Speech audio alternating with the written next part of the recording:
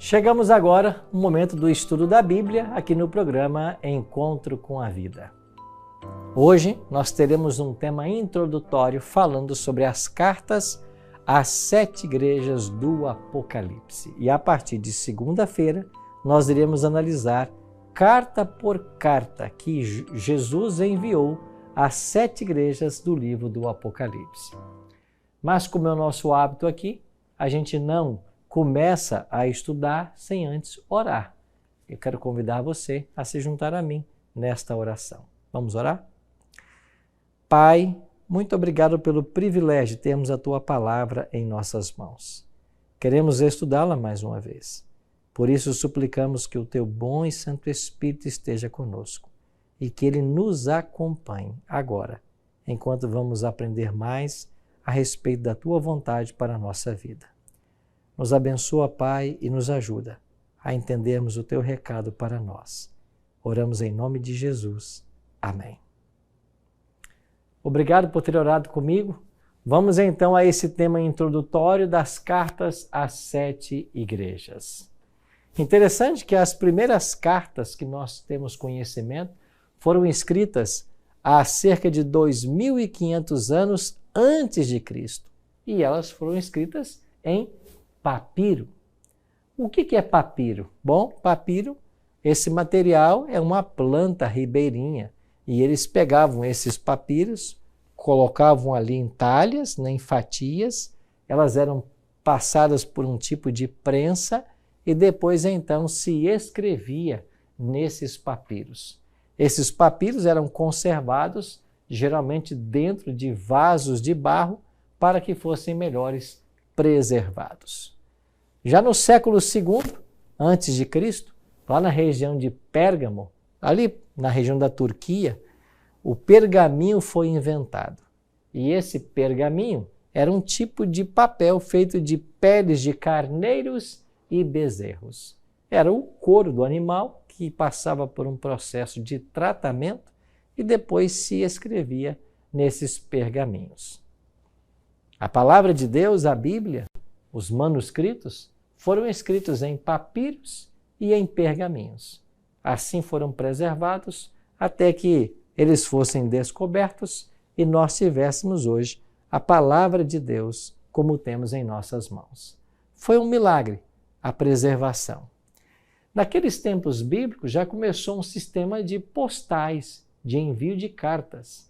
E quando nós olhamos para o mapa hoje da Turquia, você tem ali então a rota das 7 igrejas escritas no Apocalipse.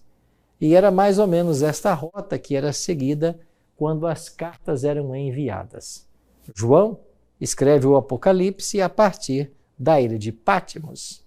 E é da cidade de Patmos que essas cartas irão sair, endereçadas à igreja ou à cidade de Éfeso, Esmirna, Pérgamo, Tiatira, Sardes, Filadélfia e Laodiceia.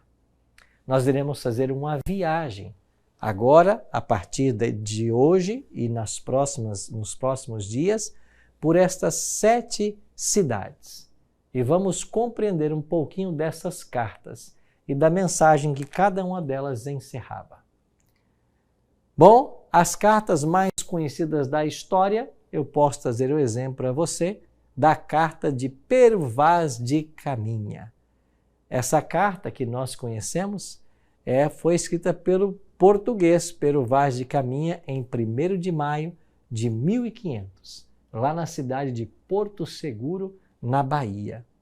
Ela foi levada para Lisboa aos cuidados do governador Gaspar de Lemos.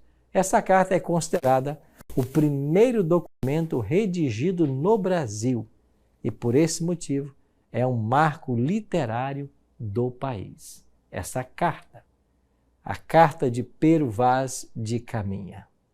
Assim como as cartas do passado, as cartas do Apocalipse, escritas por João, que estava exilado na ilha de Patmos, têm um significado muito especial.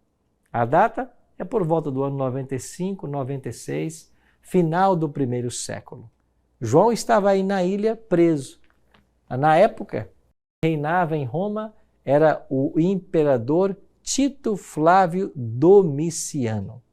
Ele exigia ser tratado como Deus, mas João não se adoraria a qualquer homem como Deus.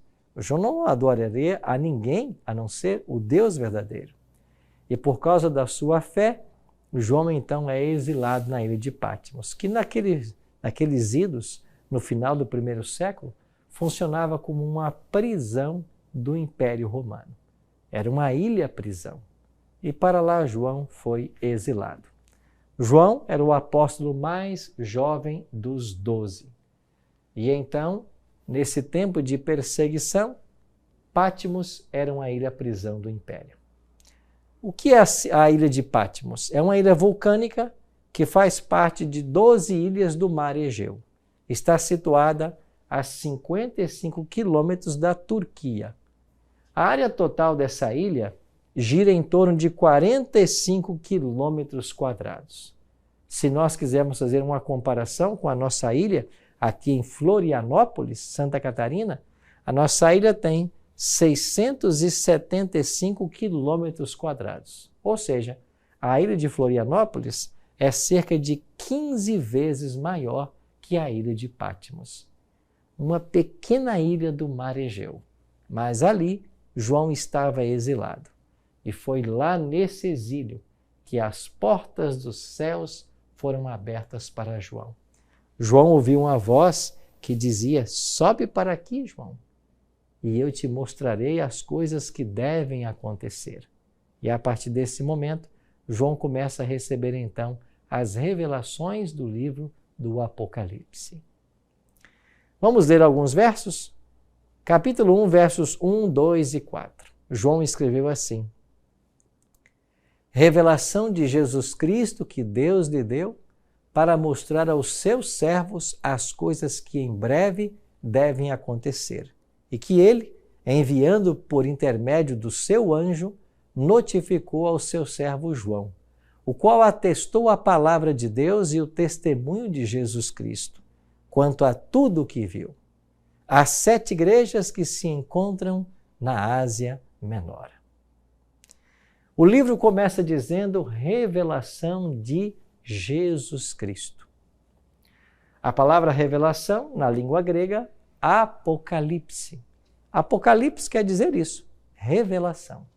Algumas pessoas acham que o livro do Apocalipse é um livro muito difícil de ser compreendido, mas o próprio nome significa revelação. E todo aquele que está disposto a aprender sobre o Apocalipse vai receber o auxílio divino para compreender os seus simbolismos, compreender suas lições espirituais. Nós iremos fazer uma viagem nos capítulos 2 e 3 e aprendemos mais sobre as 7 igrejas, que é parte do conteúdo escrito por João. Mas aqui, logo na abertura do livro, João fala a respeito das fases em que o livro passou até chegar à mão de João, que enviou para as igrejas. O Apocalipse nasce no coração de Deus. Por isso é dito revelação de Jesus Cristo que Deus lhe deu. Deus deu a revelação a Jesus. Jesus, por sua vez, entrega essa revelação para um anjo. E o anjo leva para João, que estava exilado na ilha de Patmos. João recebe ordem de escrever e enviar para as 7 igrejas.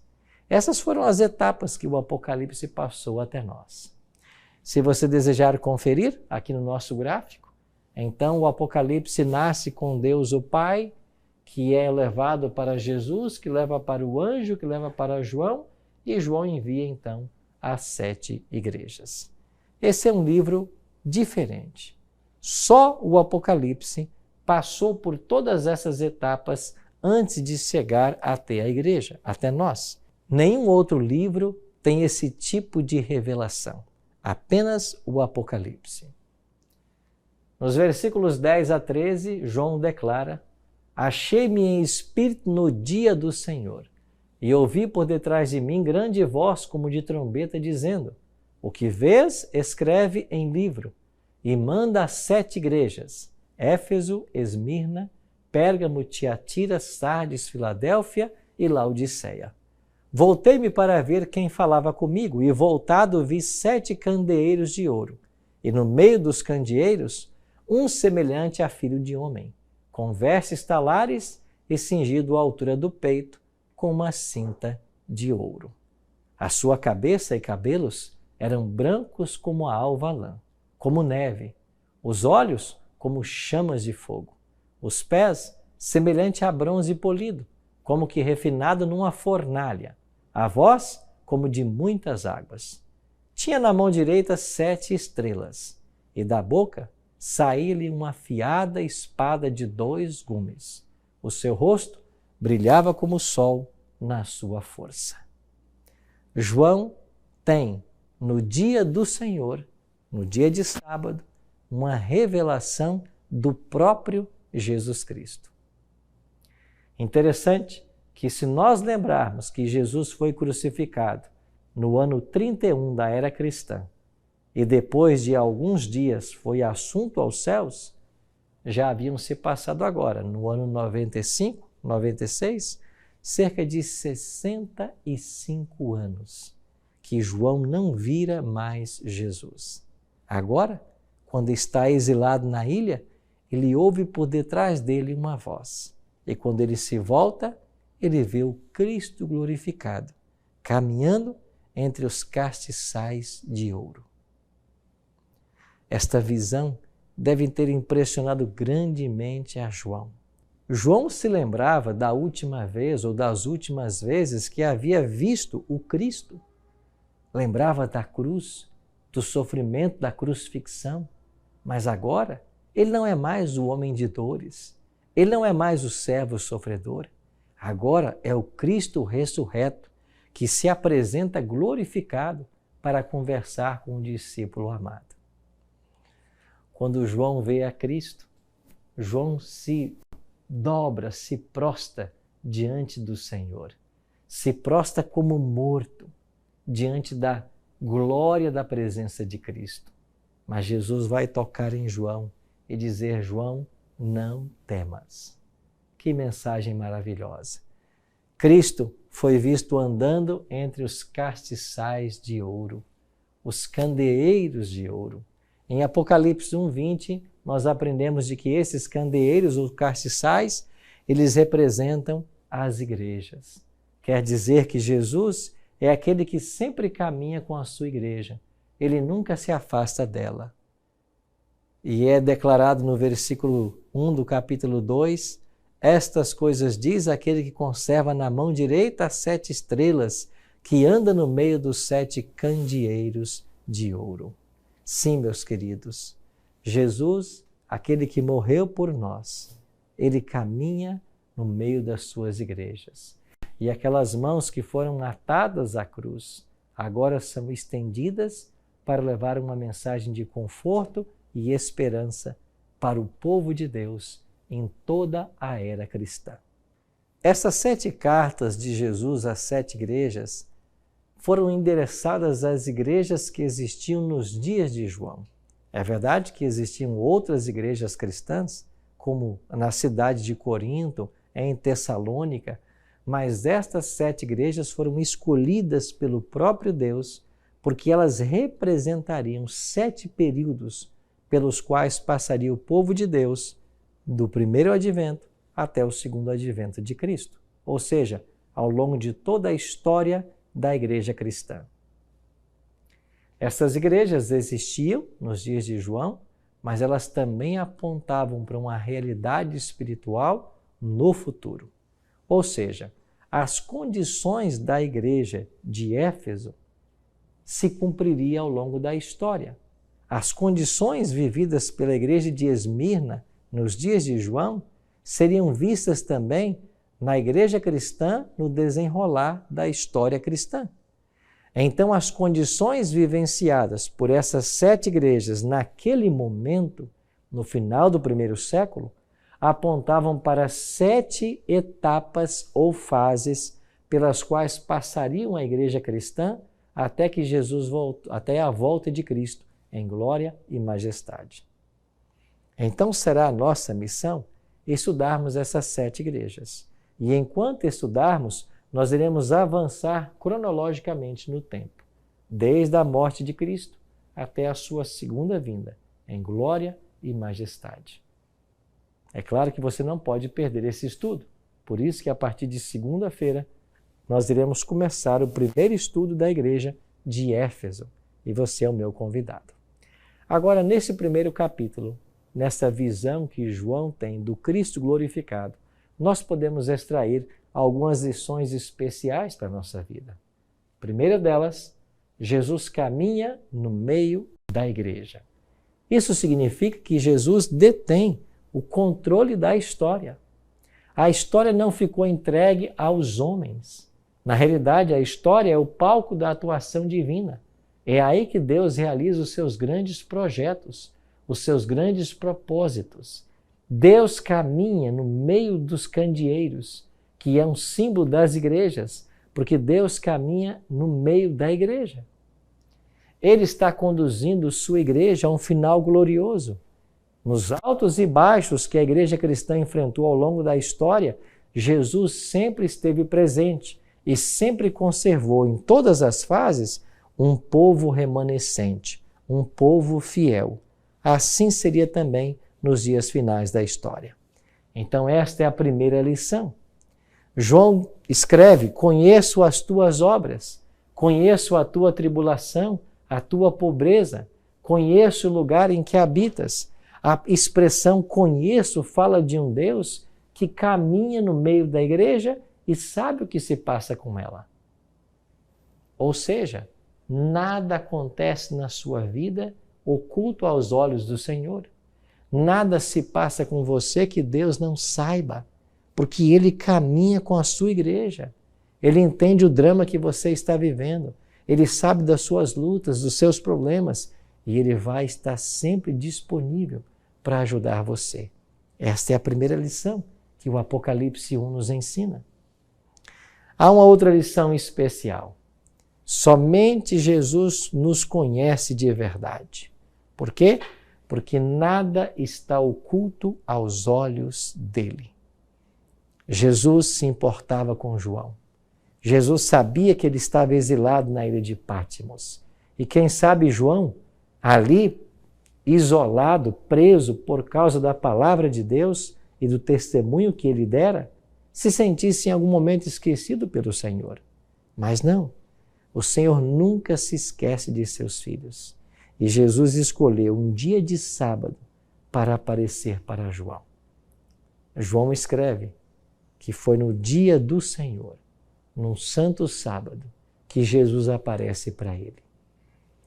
Jesus não aparece para ele como um mestre sofredor, como um homem de dores. Agora ele aparece como Cristo ressurreto, como Todo-Poderoso. E ele vem dar para João uma mensagem de esperança. João, não temas, eu sou o primeiro e o último. Eu sei que você estava nessa ilha, eu sei a luta que você está passando, mas eu tenho uma missão para você. E de fato, a despeito da idade avançada de João, ele ainda vai escrever o livro do Apocalipse e depois disso, o Evangelho e as cartas, as 3 cartas de João. Então Cristo tinha uma missão para João, mesmo estando ele em idade avançada. Essa é uma mensagem para você, meu querido amigo, que talvez já está na terceira idade, quem sabe já com os anos avançados. Você acha que Deus não tem um plano para você? Tem. O Senhor sempre tem. Ele sempre tem um plano para a vida de todos nós. Ele tem algo projetado para você, algo grandioso. E se você se unir a Ele, se você se conectar com Deus, se você deixar que Ele te ensine, que Ele fale, você vai entender ainda o plano que Ele tem para você. Isso aconteceu com João e pode acontecer com todos nós. Mas há ainda uma terceira lição. Jesus é o único que possui as chaves da morte e do inferno. Ou seja, Ele tem o poder para vencer a morte. Ontem eu falei um pouquinho sobre isso. Jesus é aquele que tem o poder de vencer a morte, porque Ele vai ressuscitar as pessoas que nós amamos. Isso foi confortador particularmente para João, que era um prisioneiro, que era um homem idoso. Ele sabia que os seus dias não iriam muito longe, mas ele, ao descobrir que Jesus é aquele que tem as chaves da morte, da sepultura, o seu coração se encheu de esperança. Quem sabe ele se lembrou das palavras de Jesus, lá junto à sepultura de Lázaro: eu sou a ressurreição e a vida. Aquele que crê em mim, ainda que morra, viverá.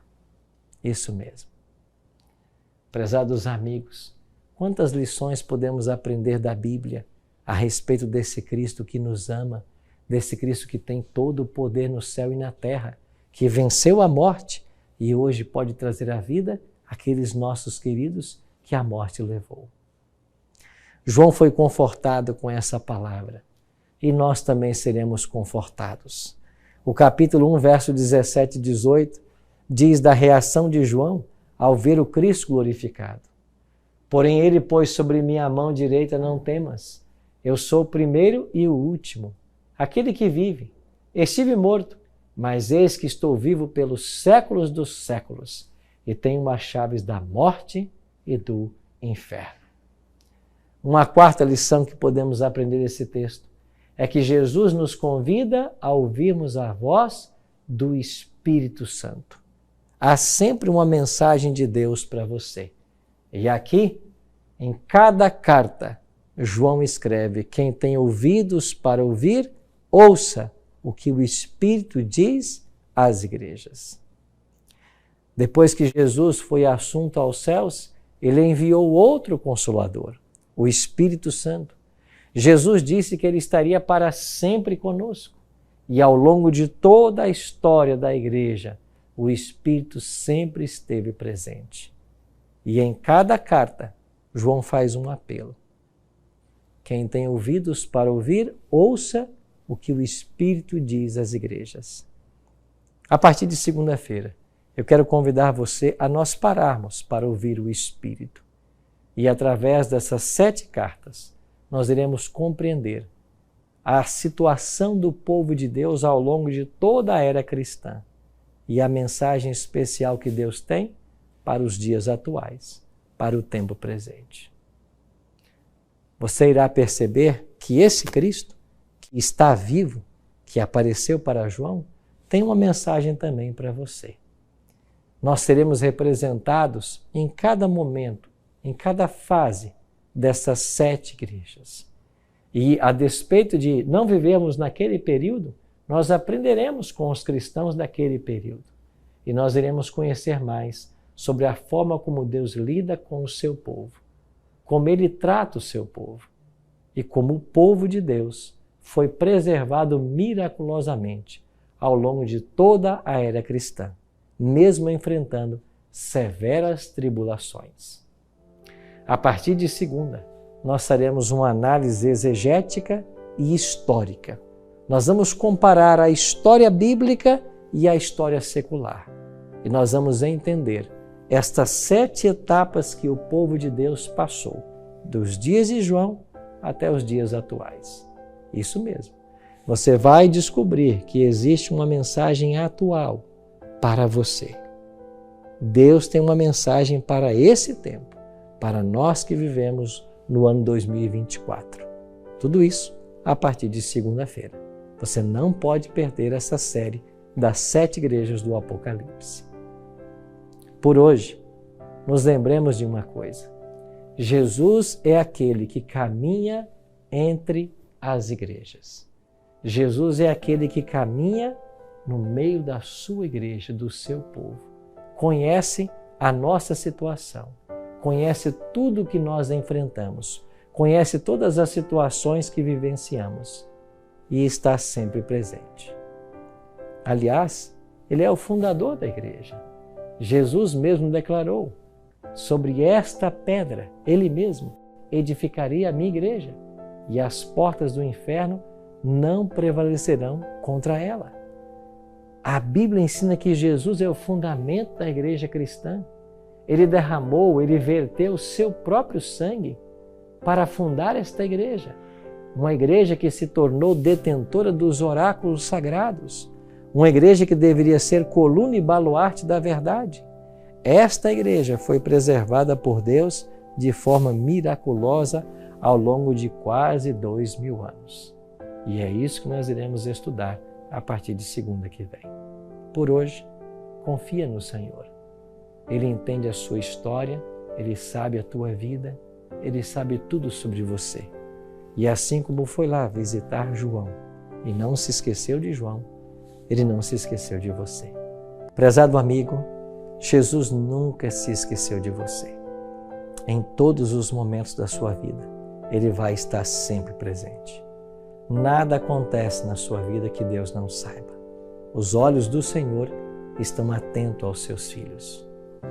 Hoje, descansa na graça e na bênção do Senhor, na confiança de que Ele vai cuidar de você em todos os momentos. Ora comigo. Maravilhoso Deus e Pai, obrigado por essa confortante mensagem, por sabermos que o Senhor nos ama e tem cuidado de todos nós em todos os momentos. Especialmente nesse dia, nos dirija, Pai, nos protegendo e nos guardando, e que a Tua bênção acompanhe a nós e os nossos familiares. Pedimos isso em nome de Jesus. Amém.